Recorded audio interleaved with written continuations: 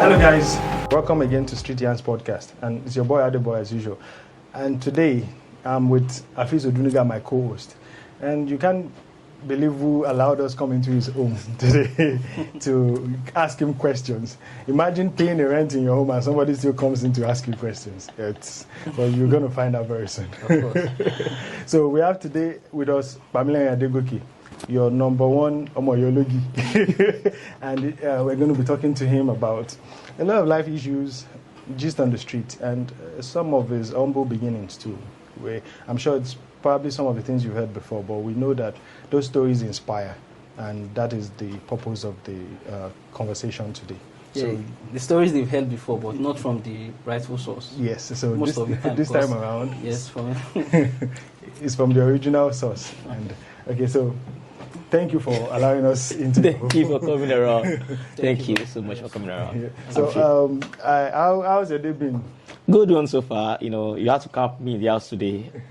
When you told me you're coming, I'm like, okay, plans cancelled. I have to be home today, so yeah. No, we are sorry about that. Thank you so much for coming. We know you are always flying. Thank you so much for coming. Honestly, there was a point where I heard that you were in the US. I was like, okay, I'll try and catch him in the US. And suddenly he's like, is US anymore? So you have to fly back home to. So this time around, I know that I had to. There are some buttons I had to push, and there was a woman in the background. When they say, okay. behind every successful man, there is one woman. So that particular woman was the one that made it possible for me to be able to pin him down. So woman is always. Yeah. No, okay, let's go. Just quickly in a brief, just tell us about the humble beginnings. And I for one, am particular about the Dr.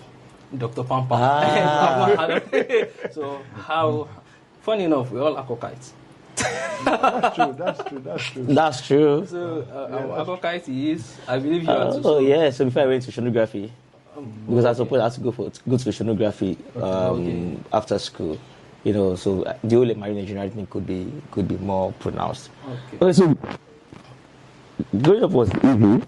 Yeah, pretty humble background, Christian mother and Christian father. You know, the woman is talking about knows about my background very well. You know, my dad he was head of children church. My mom is a prayer warrior.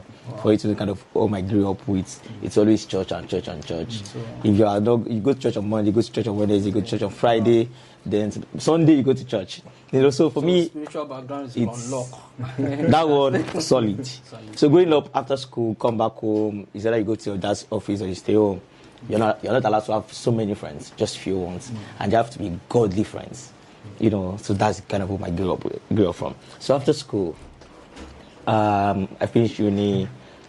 I finished secondary school. Let's go to uni. Okay, what do you want to study? I'm like, I don't know, to be honest. Because growing up, for me, I feel like I could do anything. You know, on a Monday, if you ask me, I'll tell you I want to be a doctor on a Monday. On a Tuesday, I'll probably tell you I want to be an engineer. On a Wednesday, if I see everybody talking about being a pilot, I'm like, that's the new cool. You know, I want to be a pilot. You know, at some point I was so good with my writing that I write better than those in art class. Wow. You know, and you were in the sciences. And I was in science class. Wow. So on the third, if you ask me what do you want to be, I'm like, maybe an architect. You know, it was different for me, so I feel like I could do anything. You know, so I could not decide. So when my dad said, she marine engineering.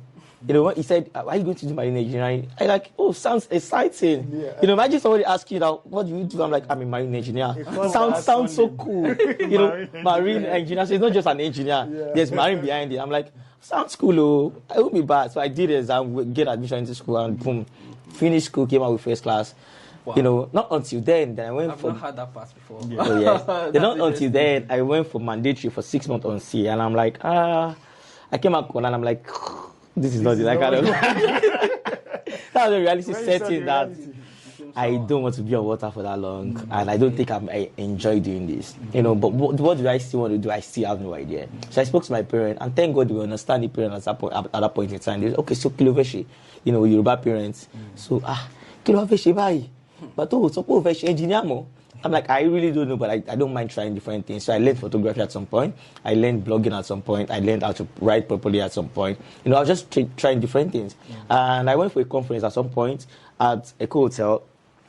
I just saw it randomly online, and I registered for it. To be honest, I had no idea what you were doing. They just wrote creative clinic on Neck Life. Yeah, Neck Life 1. I just saw it, and I'm like, so I went for the conference. Trust me, throughout the 3-4 hours that the conference lasted, I have no idea what you're talking about. I just sat there listening. They gave us food. I had the food. And time to go. I was leaving, and I was just leaving. Then I saw a lot of celebrities talking to one particular man. The man was putting on white. I'm like, why is everybody talking to this man? I mean, so I near them. What are they talking about? You're just exchanging pleasantries and the rest of it. And when they were all dispatching and leaving, then I walked up to the man like, sir, I don't know what you do. I introduced myself basically, and I don't know what you do, but I would love to work with your company. And he asked about that was my name. I said, oh, are you done with school? I said, yes. So what did you study? I told him. I was like, okay, but do you know what our company does? I said, I don't know, but I don't mind learning. I don't mind learning. Then he gave me his card. Then he gave me his card that I should come to his office on a Monday. It was on a Saturday. On that Monday, Saturday, on Sunday, ready that, I want to go and see somebody tomorrow. Guess who fell sick? I fell sick. Wow. So I could not go for the appointment. So towards the week, I got better, and the next Monday, I had no appointment. I said, I'll go regardless. So I went to the office around 9 a.m. I had no appointment, so I could not see him. So I waited at the reception. So when he was leaving at 4:35 p.m., wow. I was then I just said, sir, since 9? Yeah, I was there since 9 a.m. Then I just stood up. Then I said, hi, sir. He said, oh, I remember you. Pelumi. I said, no, Pamilerin, sir. He said, do you have an appointment? I said, it was last week, sir. Unless you even be shalaye. He said, come. They went to his office upstairs. Wow. Then he just asked, so he asked me 3 questions. Are you a Christian? I said, yes. He said, do you drink? I don't know why he asked me if I drink or smoke at that point. I said, no, I don't drink. And I don't smoke. So I was a novice, and because of the background, I can't see now maybe I drink, I not. But back then, I was a novice. I don't even know this. Then the last question is like, where are you from? I said, my parents are from Ibadan, or your state. I'm like, okay. You know what? Just join us for 6 months. Be an intern for 6 months. Then he asked me to go to the next office, to the HR office, and I went to the HR. Then the next thing HR asked me to go for medicals the next day, and that was it. So basically, I learned everything I know today on the job at Black House Media. So I learned from PR to digital marketing to. I think the only department I did not work in that office is finance. Maybe they don't trust me with money. This guy. So basically, I learned in every department to media monitoring. At some point, I was anchoring interviews. At some point, I was a journalist, mini journalist. In that 6 months. So after this, in fact, after 6 months, I was waiting for them to rate me. They moved me to 7 months. Then I got one of the highest scores. At the end of my internship, and I was retained. And that was how my journey started. So basically, what it means is, your story is not one of those influencers or social media people that just got the gig by being popular or dancing on TikTok. Nah. You actually put in the work. Yeah. And it was an entire process for you. 3-month process. 3 years, actually. Wow. 2014 to 2017. Wow. So because I worked at BHM from 2014 to March 2017. So through the writing, the photography, and PR, and the rest of it, I learned everything on the job. It's a proper training phase for you. Yeah. And I think that is one of the things that makes it easy for you to fit into different systems wherever you find yourself. Yes, because I basically learned everything back then, because everything that happens now is just child's play, because what happens back then is serious work. Yeah. So when I see what is happening, I'm like, people just wake up today and just like you're saying, just okay, well, I'm into digital marketing. I'm like, okay, there are courses everywhere, so let me just take just take one Google course, 1 hour, and then you're certified. Like them that it's a proper learning and proper 9 to 5. Google courses. So. No, actually, I tell people here, you actually don't need to go and start begging somebody, please teach me this. Everything you need now is on the internet.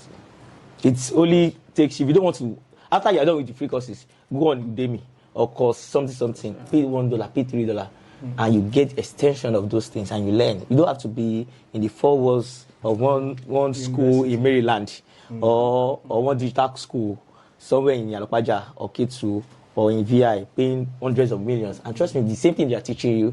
You Is what you learn. It's just that the only different thing is not one man or one woman that is standing in front of you.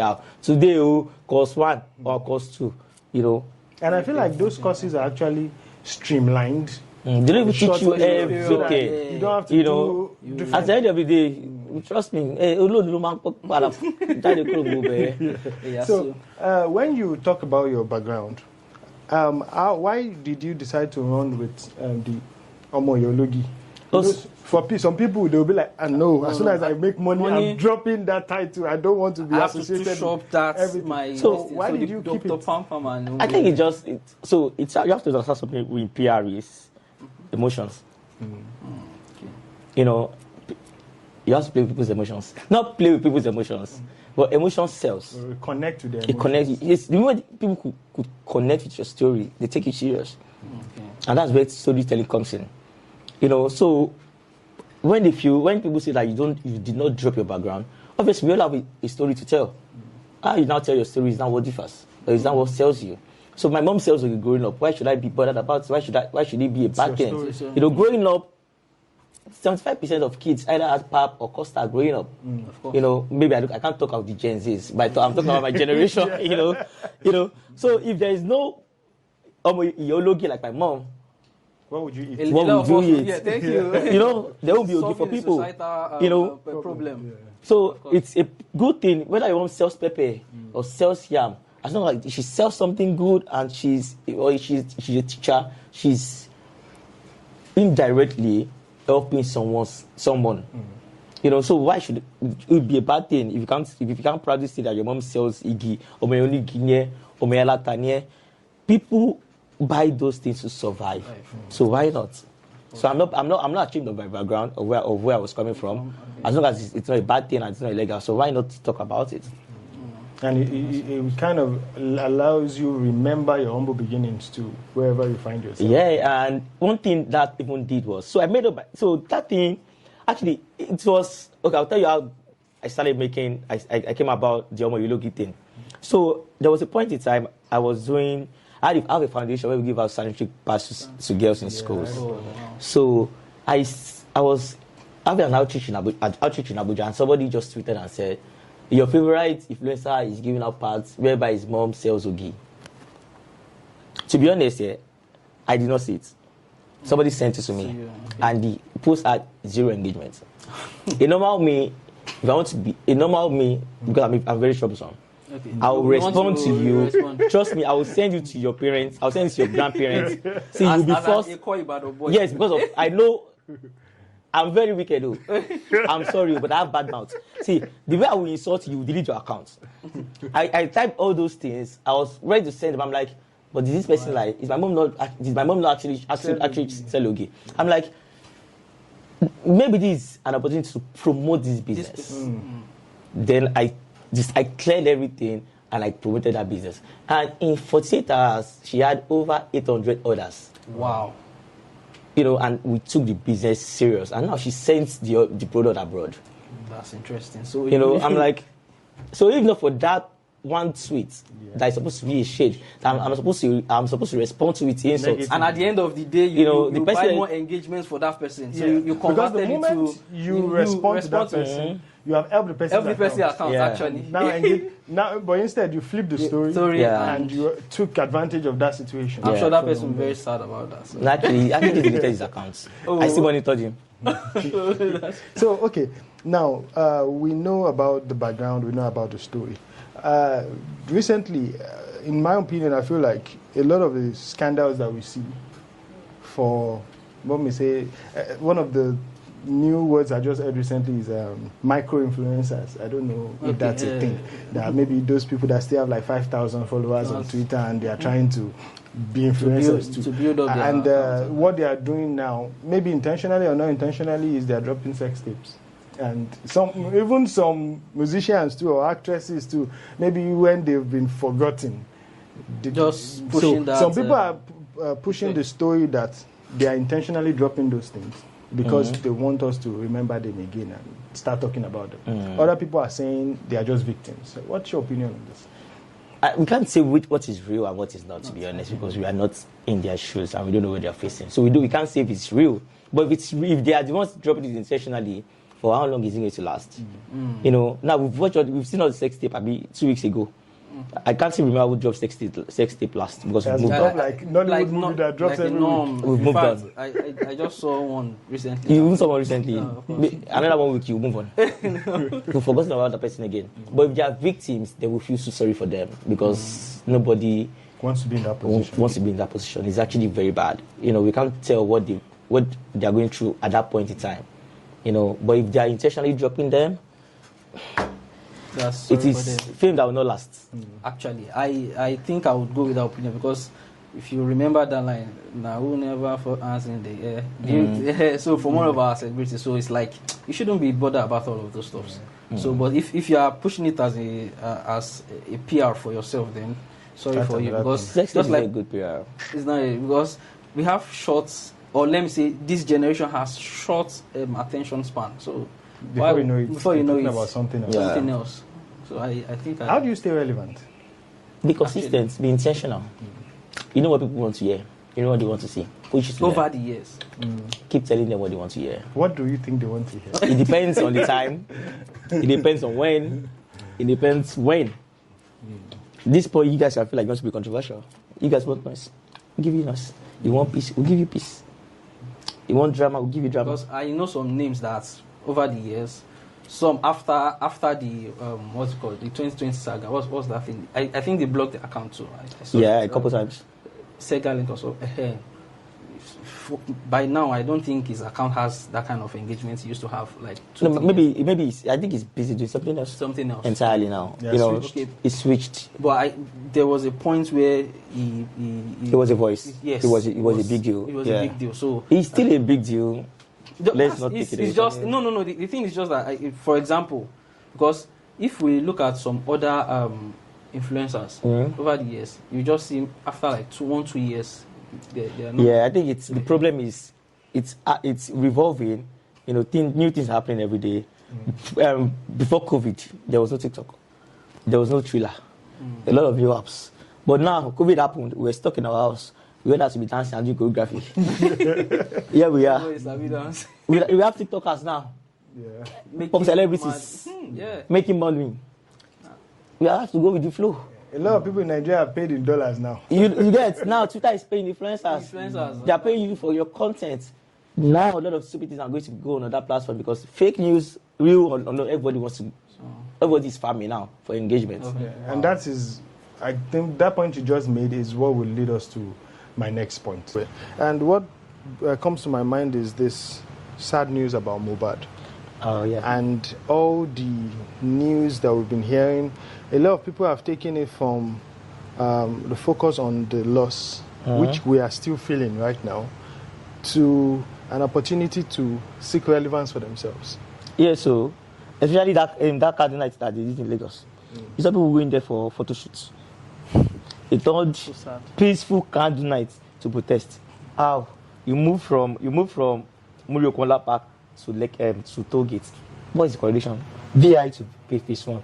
Why? And you know the sensitivity of that Tollgate. That position. But at the same time, people want to be emotional to say, "Oh, can't they protest? They protest about what?" You know, and so it's so sad that people just intentionally do whatever they want to do because they feel like there's no consequence. You know, so I'm so sorry. So when they were tear-gassing people, sorry to everybody that were affected though, but the police have to do whatever they have to do. Before it escalates into something else. Uncontrollable. Next thing we'll hear is another something. You know, something else is happening. You know, and it's so sad that we see people turning this thing into something else entirely. You know, from somebody saying, "Oh, have they done DNA tests?" So, "Oh, it's also the person that gives somebody this thing." Everybody just doing whatever they are doing for their relevance, and I'm sorry. Let's just focus on what killed this guy, what is the way forward. Leave his family alone. Leave his wife alone. Leave his son alone. You don't care about this person in the first place. You are only seeking relevance, and that is the honest truth. And I'll be very, very honest. Whatever whatever the boy's name is doing on this case, it's just clout. It's It's clout. It is clout. Actually. And Madam Kemi, it's distraction, and that's the honest truth. They're intentionally doing this thing for their own relevance. It's not like they care about the dead boy or they're trying to seek justice. When you heard about Mohbad's death and the circumstances surrounding, let me start from, like, you know, a lot of us didn't know a lot of things that was going on with him. What we just knew was his music. His music and you know, when people would say, "Oh, he was saying it in his music," every rapper says things like that in their music. But for you, who you are a public figure, did you hear about those things even prior to his death? And when you heard about his death, like, what was your first reaction? So, prior to that, I'm not close to Mohbad. I'm more close to people around him. You know, I'm friends with a lot of other guys around him, not him in particular, from Sheyi to his best friends. But so most of us did not even see those things while it was happening. And when they say he sings about those things, come on, every rapper, every musician, they sing about stuff. They sing about their past. Adekunle does that a lot. He sings about orientate. He sings about remember. So everybody talks about it. You feel like it's telling us a story, whether genuine, whether not genuine. We just feel like it's something someone could relate to. So there's no way we could have said, "Oh, there's nothing wrong with this boy." What after him? Because of his lyrics. Because of his lyrics. And at the same time, people don't even think deep about lyrics. Not until when he died, they started saying, "Oh, he spoke about his mom. Oh, he said something where you were not there 10 years ago." No, back then nobody cared. We were just vibing to the song, and that is the honest truth. You know, people will vibe to every other song. So apparently now we have to once somebody release song, go now. What is the lyrics saying? You know, you said about depression. Let's call it. Are you depressed? So that's what it has done to us. So whenever somebody releases song now, while you are vibed to your song, you have to be careful. We have to start listening to your lyrics properly. What did you say in verse 1? What did you say in verse 2? What is your chorus saying? Did you call somebody's name? Or are you using somebody? Are you telling us something we don't know about? Yeah. So now we are aware. There's this Makosa song that until recently that I heard the English translation that we always dance into. The guy was actually singing about a girl that left him when he was broke. Really? But we were dancing. We were doing Makosa. We were dancing Makosa, but we didn't know. I think actually for hip-hop culture, because I used to listen to hip-hop. I remember you were a rapper one time. Yes, one time. In one life. Good one. Let's put it at that. So then it is whenever there's maybe Jay-Z, the game, or maybe 50 Cent, the game issues. So we listen to it in the music. So we hear the lyrics and we know, oh, okay, this was happened during this time. So maybe there's no discussion panel like this to tell us what's actually happening. If you listen to their lyrics, then you hear what they are saying. So now this brings me to this question. Let me say your thoughts. Social media these days has a way it shapes our thinking or influence the populace. So what would you say? Being let me say you're a public figure, so you're an influencer too. Like when they say influencer, people just say, okay, just influencing the likes. No, you are influencing thoughts. You are influencing just like maybe political during political times. So we see people to come out to. So how do you think this shapes our thoughts? The way what's it called? The way people see, let's say, celebrities, for example. And how it affects their own choices too. This is the point to my question. You see them talking about weed. You just said it, and when they talk, we think it is just their normal life, just their daily life. So how the usage of drugs and the likes, do you think that has something to do with what we are really facing in Lagos or maybe in Nigeria at large? So I think what it is when we see a celebrity, for example, advertising a drink brand, you know, we're like, I'm buying this brand because I'm a fan of this person. There's one particular alcohol that people intentionally drink in clubs now because a particular A-list artist endorsed it. David endorsed a particular brand. I think that's Martell or something. Yes. Okay, yeah. And trust me, that's my number one day when I go to clubs. So, okay, that influenced your decision too. You get. But do you like it because it's good or because... No, so I liked it because so I started drinking because He he influenced it. Yeah. And I feel like, It's actually it's a very good coming out. I love it. You know, and that's it. You know, so it's now their rank went from maybe 6 to probably 2 or top 2 now. You know, because David influenced it. Wow. Same way we have people taking weed because a particular artist takes weed. Wow. And because it's their favorite. Same way they will patronize a clothing brand because so person partners with them or wears them. You know, same way they will say, they will give you, you know, the way they do get ready with me now. That they will show this from that. Yes. I'm buying this product because you are advertising for them and I think it looks good. And I believe in your judgment. Wow. And so that's easy basically. So that means we are in for it because when the Don't Let Me Call Any Artist comes to say, okay, the new this thing is maybe Milo. So and everybody wants to go for me, and you see the price shoot up. So because personally, even while I was doing that music thing, I don't see all of those things shoot. I don't see how it influenced people. But now, I'm talking to a social media influencer, and I'm actually hearing that this kind of stuff influences. It does a lot. It does a lot. More reason why brands are getting results value. You know, for that's why they are having ambassadors. Okay. That's why they are having face to their brand because we trust you, and we trust whatever you endorse. You know, so that is why we trust your judgment. As an influencer, where do you personally draw the line to say, okay, because I know the effect of my influence, I'm not going to push this product because I know it's... That's where your church mic comes in. You know, I won't come and tell you that, don't do this product. But you deep down, you do like, this betting app, they're scamming people. You know, but the money is juicy. It's a lot of money for me. You know, but do I care about my followers or my fans losing, you know, getting swindled or losing their money? Do I really want to do it? Oh no. Oh yes, I care about myself alone. That's where your judgment comes in. That's where your human spirit comes in. Like, I cannot do this brand. It is not good.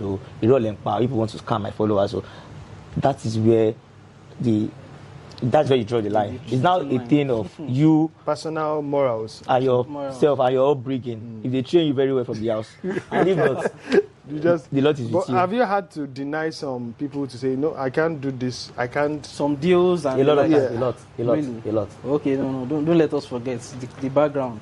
A lot. The churchy. There's some brands I can you will never see me work with.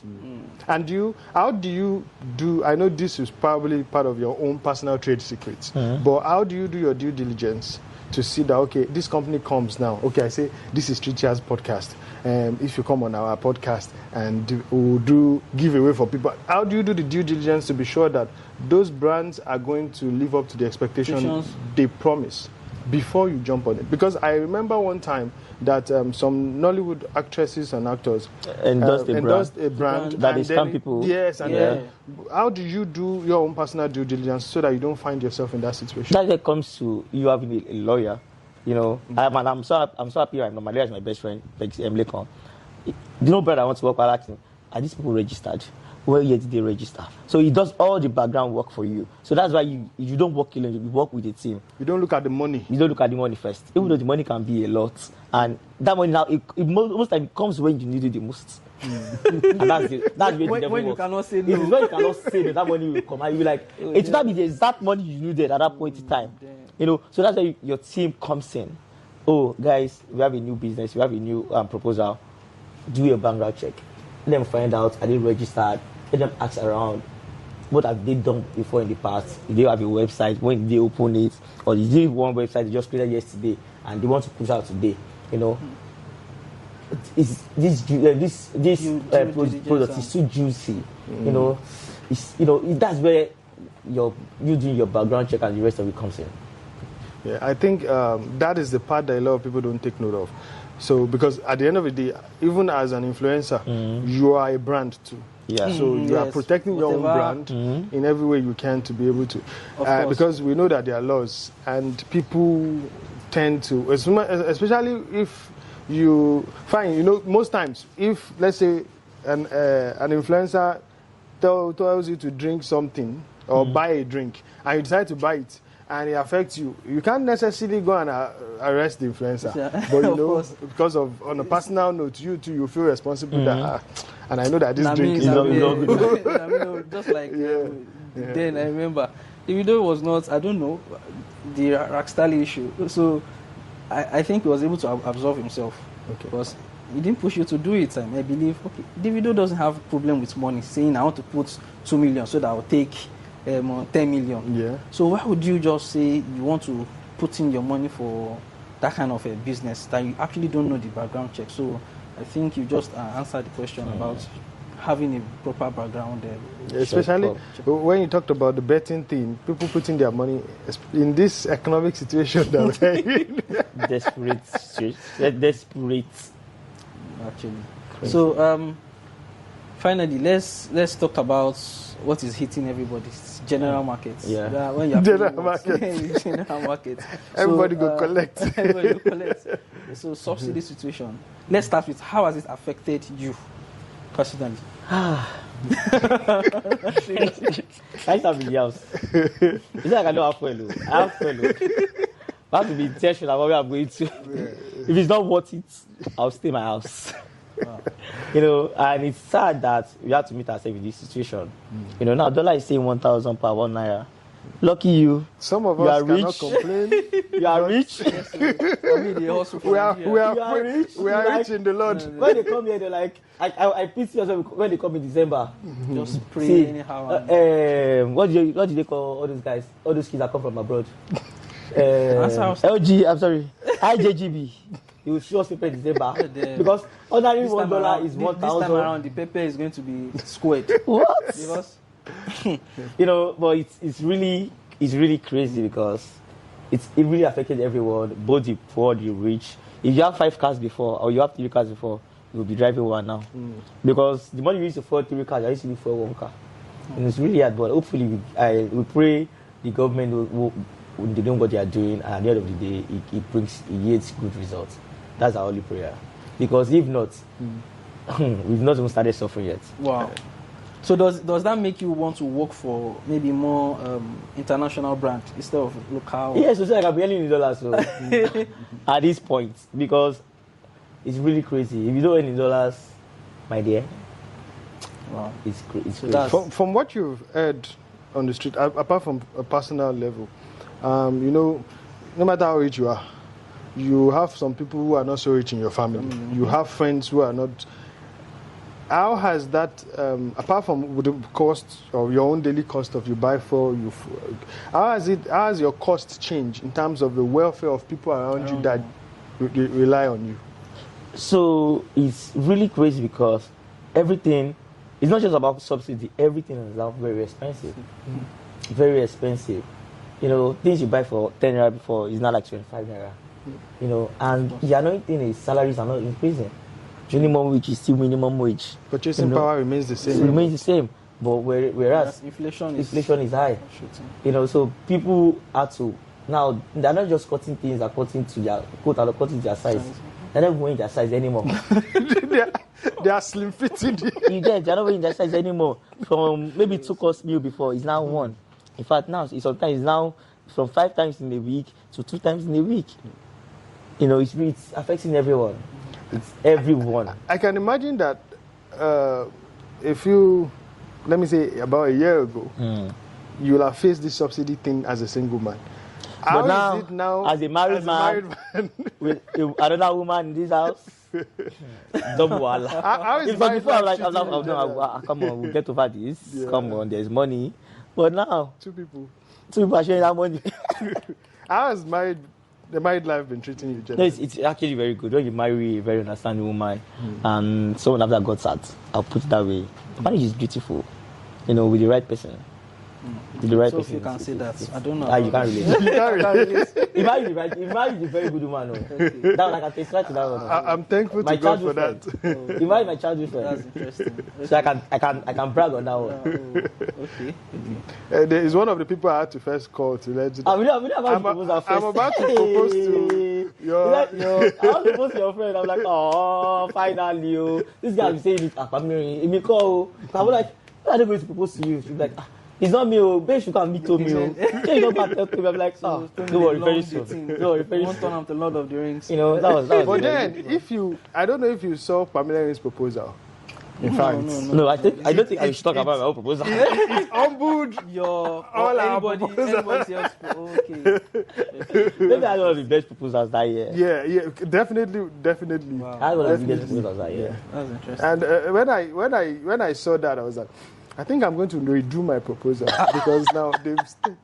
So I started seeing some weddings, yeah, and I was now sending the wedding to my mom. I was like, "Oh, are we not wedded? Do you want to do wedding again?" I'm like, "It feels like we not do our wedding very well. We want to redo it." Because it's like they are changing That's the when script actually, every like, time. just like you said, when you married your best friend, and okay, that's right. We'll put it in consideration. Yeah, thank you very much Thank you for so giving much. us the opportunity. I know you've been taking calls all day. I can imagine how many calls you've ignored just because we are here taking your time. We really appreciate your time. Thank you so much. Thank you so much. Yeah. Thank you. Thank you so much. Thank you. All right. Peace out. Thank you guys for joining us on this episode. I'm sure it's been fun for you as much as it's been fun for us. We've gotten to know Uncle Pam Pam from a different dimension, and some things that you probably not heard before you've heard it today. Make sure you like our videos, subscribe, and also share. I remain your boy Adeboke, and I'm signing out with Afis Odunuga. Aga Soka. Yeah, peace out.